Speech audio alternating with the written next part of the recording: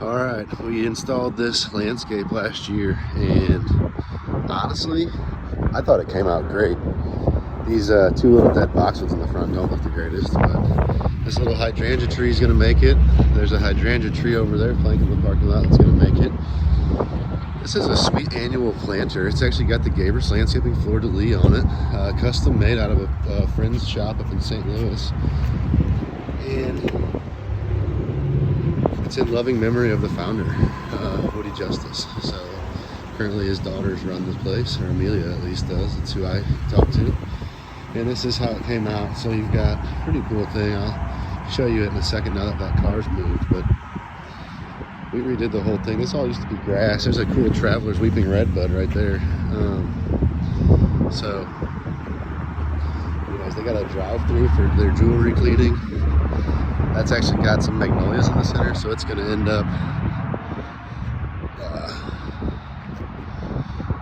up being a yellow and kind of purplish pink combo right there. Pretty good. There's a couple pocomoks there. That grasses need to be trimmed. That's actually why I'm over here. Those boulders came out really nice though. I feel like this area came out nicely. Again, the magnolias right there. It's a unique variety of magnolia I had never seen before. When I saw it at the supplier, I went ahead and grabbed it. I wasn't sure if it was going to make it, but looks like it made it. Got some pinky winky hydrangeas in front there. It's a dwarf hydrangea, little lilac tree. Surrounded that by some Nandina firepower.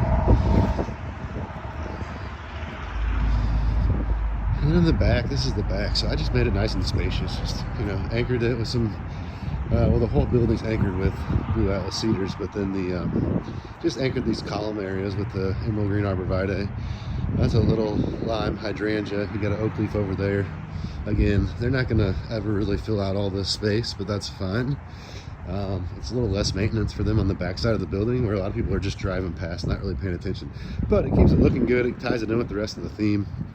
And as you get up here, we had the good fortune of getting to redo the whole place, right? So I've got a coral bark Japanese maple over here, which is a red bark with kind of a yellowish leaf. And then of course I got these blue Pacific Coast junipers in here and a couple more drift roses, just because drift roses seem to pop out here pretty well.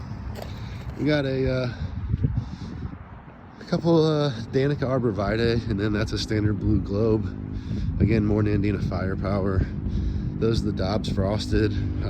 Or I think I might actually expect a gold tip, and that came as a Dobbs frosted, which is the same difference. Could have also been a Saybrook. That would have been fine with me. And then Crimson Queen there with some Fire Witch Dianthus. I like Fire Witch. It tends to live better here. It's got a finer leaf to the Fire Witch, and so it tends to just live better. But then you can see the boulders kind of came out nice, and we just balanced this side with that side. So